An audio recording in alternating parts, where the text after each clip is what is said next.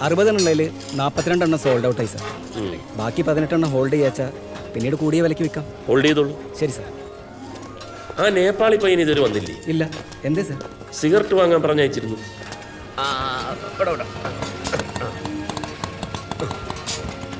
എന്തെങ്കിലും ഉണ്ടെങ്കിൽ വിളിച്ചാൽ മതി. ടെക്സ്റ്റൈൽസിൽ പോയപ്പോ അവിടെ ഇല്ല, ട്രാൻസ്പോർട്ട് ഹൗസിൽ പോയപ്പോ അവിടെ ഇല്ല. പിന്നെ ഞാൻ ഫോൺ ചെയ്തൊന്ന് എടുത്തോളൂ. നമുക്ക് കോൺക്രീറ്റിന്റെ ശബ്ദം കാരണം കേട്ട് കാണില്ല രാവുണ്ണി. ഏതായാലും നീ വന്ന് നന്നായി കേറ്.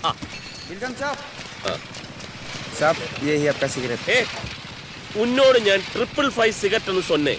ഏണ്ടാ കൊയിരാളാ ഇപ്പടി സാബ് वही है फॉरेन का सिगरेट है 555 എന്ന് സൊന്നാ 555 വാങ്ങിയിടണം. ഈ നേപ്പാളികൾക്ക് മലയാളം അറിഞ്ഞൂടാ. നേപ്പാളികൾക്ക് തമിഴ് നന്നായിട്ട് അറിയാം. അതും ശരിയാ. പോയിക്കോ. Joao Joao Joao. जी साहब. ആവോ ആവോ. ഈ സിഗരറ്റ് എന്ന് പറഞ്ഞാൽ 555 വേറെ എന്താണെങ്കിലും അതിന്റെ ഒരു സുഖം വരില്ല. ലെവൻസിന്റെ നീ എന്ന് മുതലടെ 555 ഒക്കെ കാണാൻ തുടങ്ങിയത്? പണ്ട് ആരോ വലിച്ചെറിഞ്ഞ നല്ല സ്റ്റാൻഡേർഡ് ബീഡിക്കുറ്റി ആരും കാണാതെ തെരഞ്ഞു പെറുക്കിയെടുത്ത് പൊടി തട്ടി നീ ഞാനൊക്കെ ഷെയർ ആയിട്ട് വലിച്ച ആ പഴയ കാലം നീ പാടെ മറന്നൂല്ലേ? നീ ഇപ്പോഴും അത് ഓർത്തോണ്ടിരിക്കുന്നുണ്ടാ എപ്പോഴും മുറിബീടി വലിച്ച് നടക്കുന്നത്. എടാ കാശുണ്ടായാൽ അതുപോലെ ജീവിക്കാൻ പഠിക്കണം. Money making is an art. എനിക്കിതിന്റെ ഈ മണി ഫിലോസഫി ഒന്നും മനസ്സിലാവില്ല. ഇനിയിപ്പോ മനസ്സിലാവേ വേണ്ട. പെണ്ണും പെടക്കോഴിയൊന്നും ഇല്ലാത്തവനല്ലേ ഞാൻ. നിന്റെ നിഴലായിട്ട് ഇങ്ങനെ കഞ്ഞിയും കുടിച്ച് കഴിഞ്ഞോളാം. വിൻസെന്റിനെ എടാപോടാന്ന് വിളിക്കാൻ അധികാരമുള്ള ഒറ്റയാളെ ഈ ഭൂമിയിലുള്ളൂ. ആ നീയാണോ എന്റെ നിഴല്? അത്രയ്ക്ക് വിനയം വേണ്ട. നീ ഇങ്ങനെ ഓരോന്ന് എന്റെ തലയിൽ കെട്ടി വെക്കുന്നോണ്ട് എന്റെ ഉറക്കം ഈ നഷ്ടപ്പെടുന്നിട്ടാ. കൊല്ലൂര് സ്ഥലം വിറ്റ് എന്റെ അഡ്വാൻസാ ഈ ചാക്ക് സഞ്ചിയില്. ഇത് നിന്നൊന്ന് ഏൽപ്പിക്കാൻ വേണ്ടിട്ട് ഇന്ന് രാവിലെ മുതല് ഈ കുറുക്കന്റെ കയ്യിൽ ആമേനെ കിട്ടും പോലെ കെട്ടിമറിയാ ഞാൻ. നീ പിടിച്ചേ. വേദനിക്കുന്ന ബിനാമിയുടെ ആത്മസംഘർഷം. എനിക്ക് കളി ശരി. എന്റെ ഉള്ളിലാ തീയെ ഭൂമി തീയെ. നീ എന്തിനാ രാവുണ്ണി പേടിക്കുന്നത്?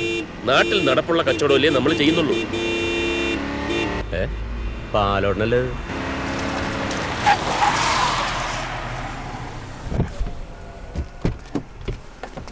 അതെ. എന്താളിയാ? ആ പുഴയ്ക്കലെ പാടത്തെ 10 ഏക്കറിന് ടോക്കൺ അഡ്വാൻസ് കൊടുത്തില്ലേ? ആ കാർന്നൂര് വടിയായി.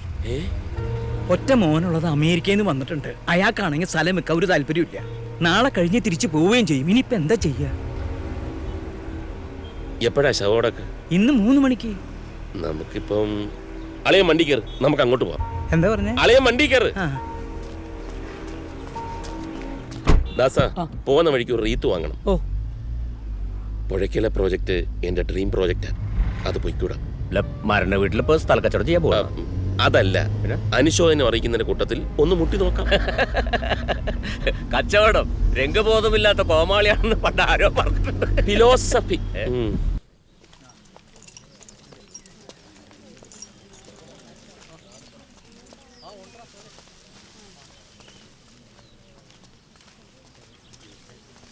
ആ നിൽക്കുന്നവനാണ് അമേരിക്കയിൽ നിന്ന് വന്ന മോൻ.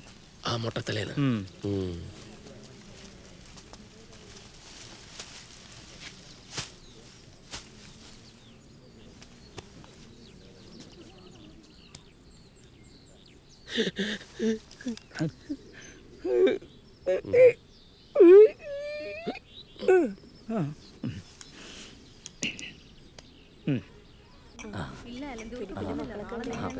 ഡ്രിങ്ക്സ് ഞാൻ കൊടുത്തോളാം. ഒരു മോളെ വേണ്ട.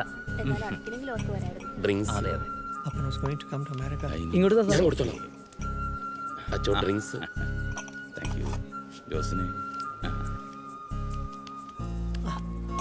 Thank you so much for coming, uncle. ഇതൊന്ന് പിടിച്ചേ. എന്തിനത്? Bye. അച്ചായ വിഷമിക്കരുത്. എല്ലാം ധൈര്യമായിട്ട് ഫേസ് ചെയ്യണം. സാധാരണ അയൽവാസികളാണ് ഈ മരണ വീട്ടിലെ കാര്യങ്ങളൊക്കെ നോക്കുന്നത്. ഇതിപ്പോ ഡേവിഡിന് അയൽക്കാരുമായിട്ടൊന്നും വലിയ ബന്ധമില്ലാത്തതുകൊണ്ടാണ് ഞങ്ങളൊക്കെ ഇങ്ങനെ. Thank you, Mr. Vinson business ആണ്. Vinson group of companies. Please come. Sit. മരിച്ചുപോയ തോമസ് ഏട്ടൻ എന്റെ അപ്പനെ പോലെയായിരുന്നു. അപ്പൻ്റെ പേര് തോമസ് എന്നല്ല, ജോസഫ് എന്നായിരുന്നു.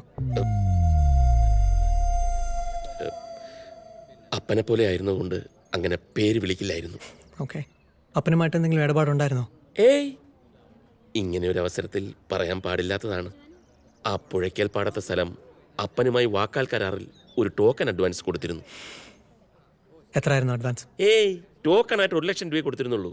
ബാക്കി ഡോക്യുമെന്റ്സ് വെരിഫൈ ചെയ്ത് എല്ലാം എഗ്രിമെന്റ് ആക്കാൻ ഇരിക്കുകയായിരുന്നു. അപ്പോഴാ അപ്പൻ. ഒരു minute, I'll just come.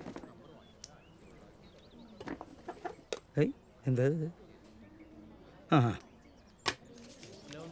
Check ആരുടെ പേരിലാണ് എഴുതണ്ടേ? ക്യാഷ് ചെക്ക് വേണോ? അയ്യോ അതിനല്ല വന്നത്.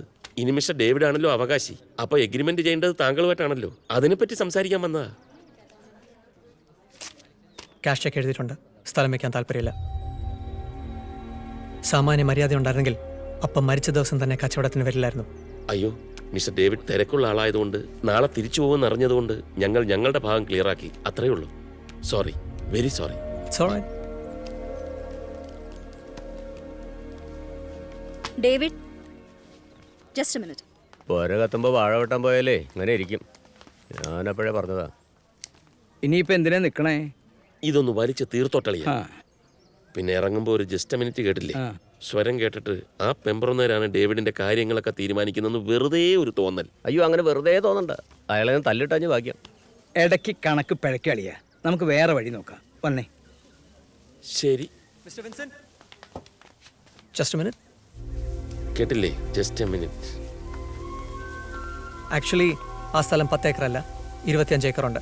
മൊത്തമായിട്ട് എടുക്കാൻ തയ്യാറാണെങ്കിൽ I am ready. Mister David, അപ്പം മരിച്ച ദിവസം തന്നെ കച്ചവടത്തിന് വന്നത് സത്യത്തിൽ മര്യാദകേട് തന്നെയാണ്.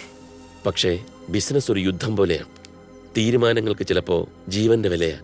അത് കൃത്യസമയത്ത് എടുത്തേ പറ്റൂ. രവണ്ണി, ആ സഞ്ചയം കൊടുത്തേക്കു. 25 ഏക്കർ ഒരുമിച്ച് നമുക്ക് താങ്ങുമോ? അത് നമുക്ക് മാനേജ് ചെയ്യാം.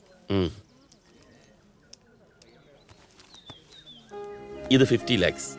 നാളെ രാവിലെ വന്ന് എഗ്രിമെന്റ് സൈൻ ചെയ്യുമ്പം കുറച്ചുകൂടി അഡ്വാൻസ്. 4 മാസം കഴിഞ്ഞാൽ രജിസ്ട്രേഷൻ. Okay, agreed. ഇതിൻ്റെ റെസിറ്റ് വേണ്ടേ? വേണ്ട, I trust you. Thank you. Vincent, നിന്നെ ഞാൻ സമ്മതിച്ചു വിട്രാ. നമസ്കാരം. നമസ്കാരം. ഉച്ച വരെ ഈ തുണിക്കടയില്, ഉച്ച കഴിഞ്ഞാൽ ബസ് സർവീസിന്റെ ഓഫീസിലെ. അതാ പതിവ് ആൻഡോ പറഞ്ഞേ. അതാ പതിവ്.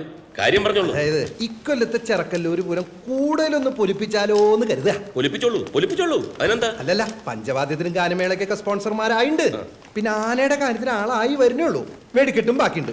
വിൻസെന്റ് എണ്ണ ഏതാ താല്പര്യം അതങ്ങടാവാം. ഇരിക്ക്. ആയിക്കോട്ടെ. ഇവിടെ ഇരിക്ക്. ഈ ആനയും വെടിക്കെട്ടും ഒക്കെ എനിക്ക് പണ്ടേ പേടിയാ. സാധു മൃഗങ്ങളെ പേടിപ്പിക്കുക, വെടിക്കെട്ട് നടത്തിയ ആളെ കൊല്ലുക ഒരു ദൈവത്തിനും ഇഷ്ടമാവില്ലെന്നാണ് എൻ്റെ വിശ്വാസം. പക്ഷെ ചെറക്കല്ലൂർ പൂരത്തിന് എല്ലാ കൊല്ലവും ഒരു എമൗണ്ട് തരാറില്ലേ? ഉവ്വ. അത് മുടങ്ങാതെ വാങ്ങിച്ചു. അതിന് പകരമായിട്ട് ഷോപ്പിന്റെ ഒരു ഫ്ലെക്സ് പൂരപ്പറമ്പിൽ വെക്കുകയും വേണം. അത് പിന്നെ പതിവാണല്ലോ. ഇക്കൊല്ലം മെയിൻ സ്പോൺസർ ആവുകയാണെങ്കിൽ കടയുടെ മാത്രമല്ല വിൻസെന്റ് ഏട്ടനെയും ഒരു അടിപൊളി ഫ്ലെക്സ് വെക്കാം. ഒരാശംസ ഫ്ലെക്സ്. തിരുമാതേതരത്തും കൂടി ആവുമല്ലോ.